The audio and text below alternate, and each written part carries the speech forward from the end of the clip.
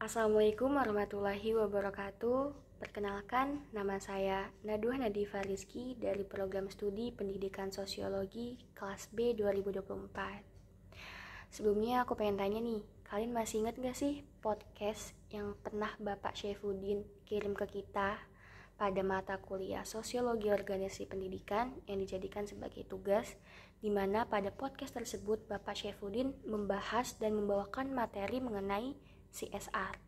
Nah, pada video kali ini aku pengen membahas lebih dalam mengenai CSR dan agar teman-teman semua dapat mendapatkan wawasan serta tambahan informasi baru terkait CSR dan juga dapat mengetahui implementasinya. Sebelum itu aku juga pengen ingetin, apa sih CSR itu biar kalian gak lupa nih.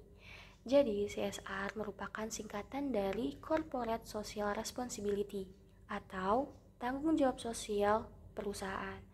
Jadi, CSR merupakan suatu program atau konsep mana suatu perusahaan memberikan tanggung jawab terhadap dampak sosial dan lingkungan dari kegiatan bisnisnya. Jadi, suatu perusahaan itu harus memiliki tanggung jawab atas proses jalannya produksi. Sehingga CSR itu memberikan program yang positif kepada masyarakat yang dapat mensejahterakan serta memajukan kehidupan masyarakat.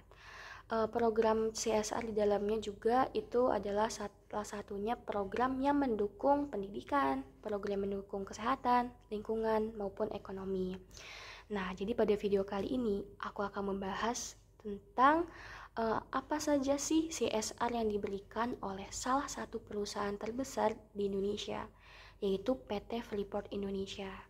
Jadi dalam menjalankan programnya, CSR dari PT Freeport ini memiliki manfaat dan tujuan untuk memberdayakan ekonomi masyarakat Papua. Seperti yang kita tahu nih, Freeport itu kan merupakan salah satu tambang terbesar di dunia.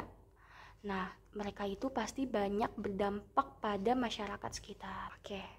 Jadi bentuk program CSR yang diberikan oleh PT Freeport Indonesia yang pertama itu adalah pelatihan, keterampilan, dan kewirausahaan.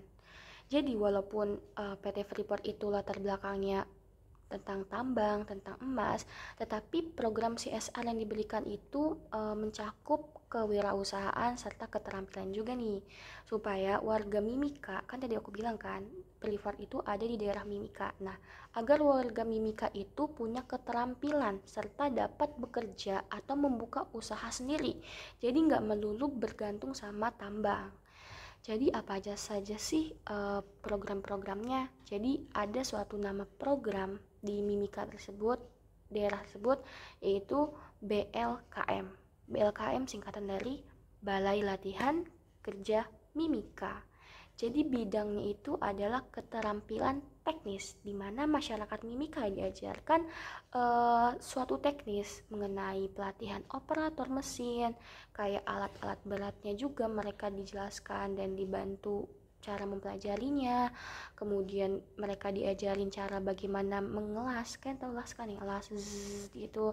Terus tentang listrik juga mereka diajarin lewat keterampilan teknis pada BLKM ini.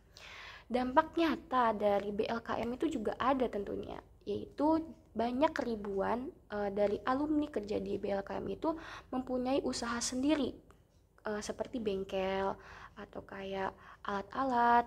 Seperti kan tadi kan BLKM itu fokus pada teknis ya, jadi masyarakat alumni dari BLKM tersebut pasti tidak jauh membuka usaha sendiri itu terhadap bengkel. Kemudian ada namanya pengrajin kamoro. Kamoro kan itu gak sih yang kayak kayu-kayu gitu. Jadi itu di CSR PT Freeport juga memberikan pengrajin kamoro, di mana pengrajin kamoro ini programnya yaitu kerajinan lokal. Seperti masyarakat Mimika itu diajarkan bagaimana cara menghasilkan produk ukiran kayu. Terus juga diberitahu bagaimana peningkatan kualitas. Jadi tidak asal membuat suatu produk saja, tetapi harus memiliki nilai kualitas yang tinggi agar dapat mencapai nilai penjualan yang tinggi juga. Jadi kan makin bagus kualitasnya, makin bagus juga harga penjualannya, dan itu pasti memberikan dampak positif dari masyarakat tersebut, bagi masyarakat tersebut dari hasil penjualan.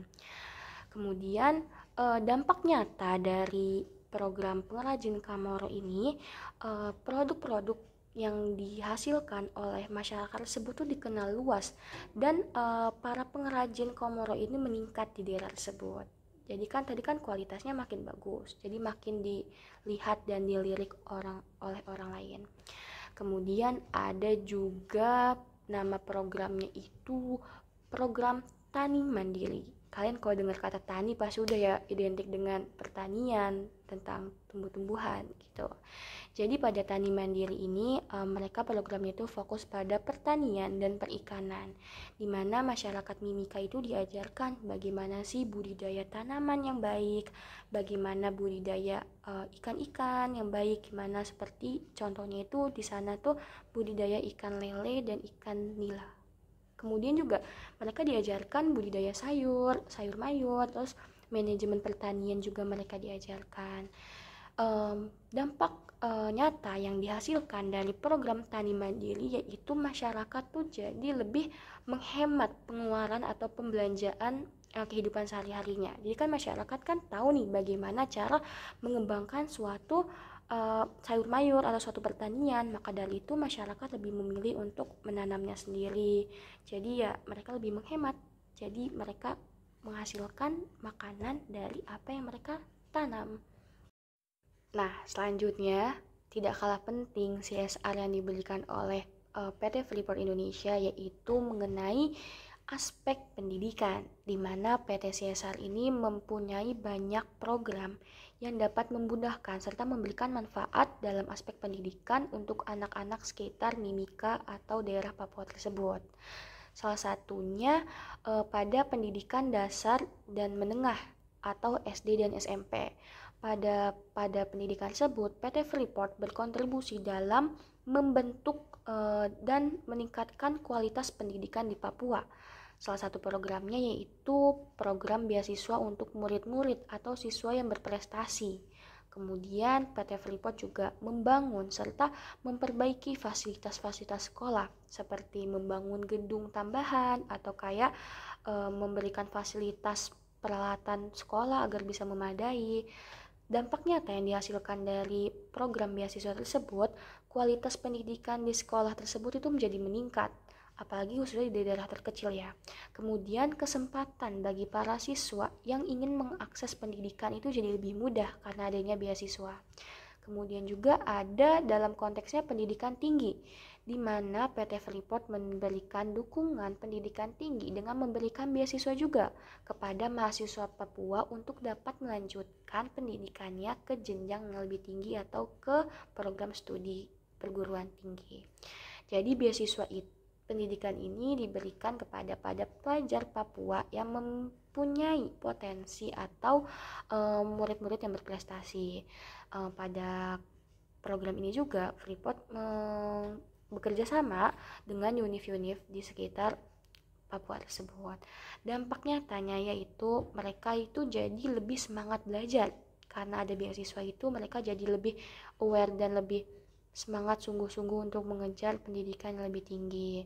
Setelah itu dalam aspek pendidikan terjadi juga pelatihan dan pengembangan keterampilan yang diberikan oleh PT Freeport kepada masyarakat Papua, di mana pada program ini bertujuan untuk mencapai tujuan para pemuda di Papua agar siap menjadi berbagai usaha atau pekerjaan di berbagai sektor.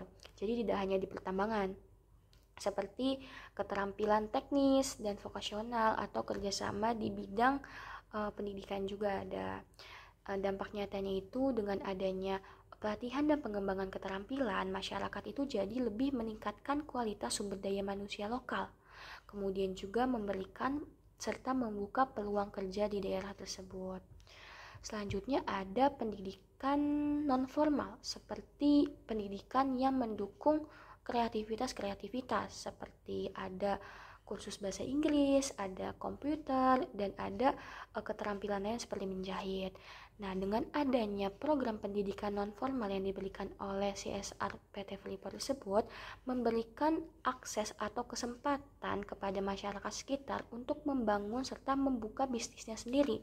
Nah, dari situlah masyarakat dapat memperbaiki konsep ekonominya. Oke, jadi itulah berbagai program yang diberikan oleh PT Freeport Indonesia dalam bentuk CSR-nya. Jadi, PT Freeport Indonesia itu telah melaksanakan berbagai program CSR yang fokus pada pengembangan ekonomi, pendidikan, kesehatan, serta pemberdayaan masyarakat di sekitar wilayah yang mereka operasikan tersebut, khususnya di Papua.